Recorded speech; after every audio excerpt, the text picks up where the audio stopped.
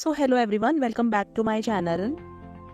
देखा ना दोस्तों, कितने ज़्यादा सुंदर और रसीले लड्डू बन करके तैयार हुए हैं। ऐसा लग रहा है जैसे कि ये मोतीचूर के लड्डू हैं, लेकिन असल में ये मोतीचूर के नहीं बल्कि साबूदाना के लड्डू हैं, क्योंकि अभी नवरात्रि के पावन दिन आने वाले हैं। तो इन लड्डुओं को नवरात्रि व्रत में भी खाया जा सकता है और इनकी खास बात ये भी है कि ये लड्डू स्टोर भी किए जा सकते हैं और इन्हें बनाने में भी कोई मेहनत नहीं है। बहुत ही कम सामान, कम घी में ये जबरदस्त स्वादिष्ट लड्डू बनकर के तैयार हो जाते हैं और ये रसीले तो बहुत ही ज़्यादा होते हैं।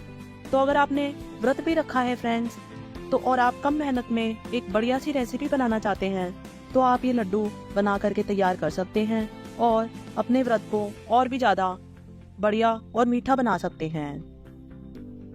तो चलिए फ्रेंड्स, देर किस बात की, लेते हैं माता रानी का नाम और करते हैं लड्डू बनाने की शुरुआत। मोतीचूर जैसे साबूदाना के लड्डू बनाने के लिए हमें चाहिए भीगा हुआ साबूदाना, लेकिन यहाँ पर जो लड्डू बनाने के लिए हम साबूदाना इस्तेमाल करेंगे वो होगा नायलॉन साबूदाना। नॉर्मल जो साबूदाना हम व्रत में खाते हैं, खिचड़ी बनाने के इस्तेमाल में करते हैं या वड़े बनाने के इस्तेमाल में करते हैं, वो साबूदाना हमें इस्तेमाल नहीं करना है। इस तरह का ये बारीक दानों वाला ट्रांसपेरेंट साबूदाना आता है जिसे नायलॉन साबूदाना कहते हैं। इस साबूदाने का इस्तेमाल करके हमें लड्डू तैयार करने हैं। तो मैं आपको दोनों साबूदाना का डिफरेंस दिखा देती हूँ। तो ये हो गए ट्रांसपेरेंट यानी नायलॉन साबूदाना और ये दूसरे हैं नॉर्मल साबूदाना। इन साबूदाना की साइज भी छोटा बड़ा मीडियम आता है। तो मैंने यहाँ पर एकदम बारीक वाला साबूदाना लिया है।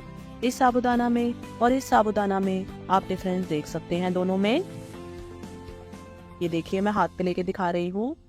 और ये जो सफ़ेद वाला साबूदाना है, इसका इस्तेमाल नहीं करना है बल्कि ट्रांसपेरेंट साबूदाना का इस्तेमाल करना है।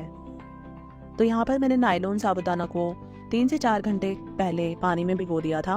तो आप देख सकते हैं ये काफ़ी अच्छे से फूल गया है और बहुत ही शाइनी हो गया है। तो चलिए अब इन साबूदाना का इस्तेमाल करके हम लड्डू बनाते हैं। तो इन भीगे हुए साबूदाना को जब हम इस्तेमाल करते हैं तो इनमें काफ़ी पानी होता है, तो इस पानी को हमें निकालना है क्योंकि ये साबूदाना बहुत ही कम पानी को एब्जॉर्ब करते हैं। तो एक छलनी में साबूदाना को फैला देंगे ताकि एक्स्ट्रा पानी निकल जाए। दूसरी तरफ एक पैन में हम 2 चम्मच घी गरम कर लेंगे। तो हो सके तो इन लड्डुओं को बनाने के लिए नॉनस्टिक बर्तन का ही इस्तेमाल करें क्योंकि साबूदाना नीचे काफ़ी चिपकता है। तो घी मेल्ट हो रहा है, तब तक हम साबूदाना भी देख लेते हैं। साबूदाने का पानी अब निकल चुका है। तो अब जब हम साबूदाना के लड्डू बनाएंगे तो वो सॉफ्ट नहीं रहेंगे, अच्छे बाइंड हो जाएंगे। तो इस तरह से साबूदाना को छलनी में निकाल कर जरूर रखें। देखिए कितना सारा पानी है।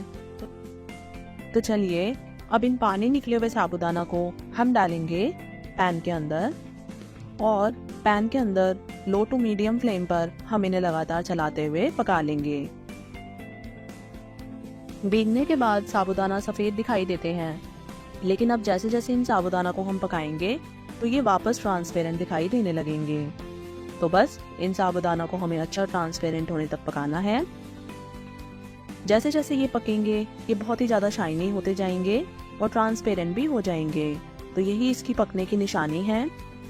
तो जब तक साबूदाना आपको ट्रांसपेरेंट ना दिखाई दे तब तक इसे लगातार चलाते हुए ही पकाएं। इसे बिल्कुल भी नहीं छोड़ना है ऐसे ही। तो 5 से 6 मिनट में आप देख सकते हैं कि साबूदाना आपस में जुड़ने लगा है, साथ ही ट्रांसपेरेंट दिखाई दे रहा है। तो इस तरह का साबूदाना हमें चाहिए। तो अब ये जो साबूदाना है वो पक चुका है। अब आगे हम इसे पकाएंगे चीनी के साथ। मैंने 3-4 घंटे पहले जब साबूदाना को भिगोया था तो उसकी मात्रा 1.5 कप थी। भीगने के बाद साबूदाना काफ़ी फूल चुके हैं तो इसकी मात्रा ज़्यादा हो गई है। तो भीगने से पहले जितनी साबूदाना की मात्रा थी उतनी हमें ले लेनी है चीनी की मात्रा। तो मैंने 1.5 कप साबूदाना लिया था, तो 1.5 कप ही मैं इसमें चीनी डाल रही हूँ। तो इससे ये लड्डू परफेक्ट मीठे होंगे। लेकिन फिर भी आप कम या ज़्यादा मीठे पसंद करते हैं लड्डू, उसी के अकॉर्डिंग चीनी का इस्तेमाल करके ये लड्डू बना सकते हैं। अब चीनी डालने के बाद भी हमें इसे लगातार चलाते हुए ही पकाना है। अब जैसे जैसे चीनी पकेगी वो अपना पानी छोड़ेगी और जो मिश्रण है वो काफ़ी पतला हो जाएगा। इसमें अलग से कोई चाशनी नहीं बनानी है हमको, क्योंकि साबूदाना ऑलरेडी काफ़ी सॉफ्ट होता है और वो आगे भी सॉफ्ट ही रहता है। तो जो चीनी मेल्ट होगी वो अपने आप ही धीरे धीरे चाशनी में कन्वर्ट हो जाएगी और पक जाएगी। तो उससे जो लड्डू हैं वो बहुत अच्छे से बाइंड हो जाएंगे। बिल्कुल भी इसमें पानी ऐड ना करें। देखिए धीरे धीरे हम जैसे जैसे पका रहे हैं मिश्रण अपने आप ही बन रहा है। इस स्टेज पर मैं थोड़ा सा फूड कलर भी डाल रही हूँ। ये देखिए कितना बढ़िया मिश्रण बन करके तैयार हो रहा है ये। और ये देखिए ये थोड़ा गाढ़ा भी हो गया है। अब मैं इसमें फूड कलर डाल लूंगी। इससे लड्डू देखने में बहुत ही सुंदर लगेंगे। आप चाहे तो इस तरह सफेद लड्डू भी बना करके तैयार कर सकते हैं अगर फूड कलर का इस्तेमाल नहीं करना चाहते हैं तो, या फिर आप केसर का पानी भी इस्तेमाल कर सकते हैं। तो उससे केसर की खुशबू भी आ जाएगी और कलर भी बहुत अच्छा आ जाएगा। कलर डालकर अच्छे से मिक्स कर लिया है हमने। आप देख सकते हैं साबूदाना आपस में काफी अच्छे से चिपकने लगे हैं और पैन में भी आपको घी सेपरेट होते हुए दिखाई दे रहा होगा।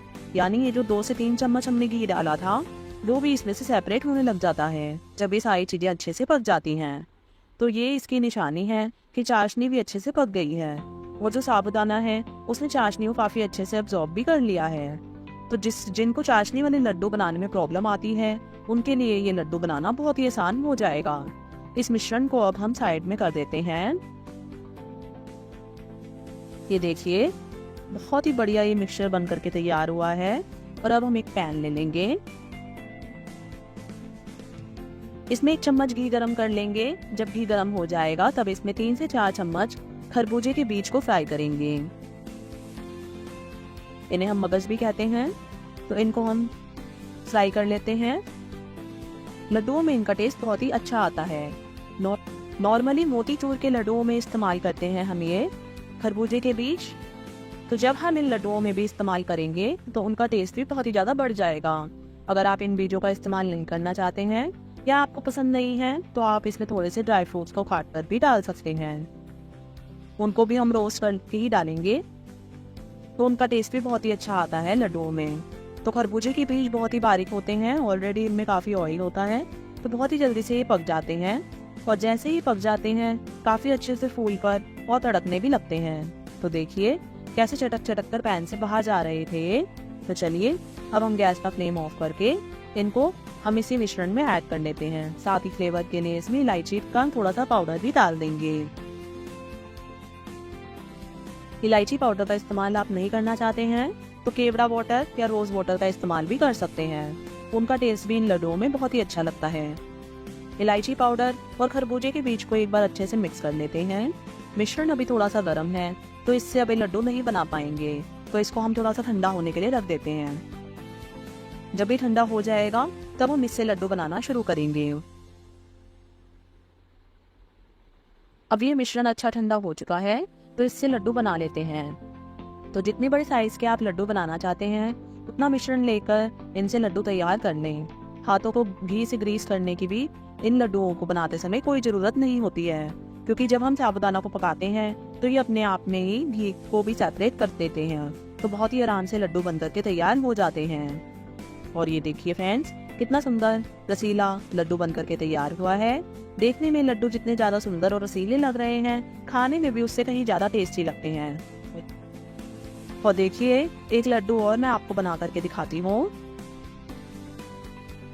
तो अगर लड्डुओं को आपको घर में ही खाना है तब तो ठीक है, लेकिन आप अगर किसी को ये मेहमान वगैरह को सर्व करना चाहते हैं तो इस तरह के जो पेपर कप आते हैं उनमें इन्हें सजा सकते हैं। तो ये देखने में बहुत ही ज्यादा सुंदर लगेंगे, प्रेजेंटेबल भी लगेंगे।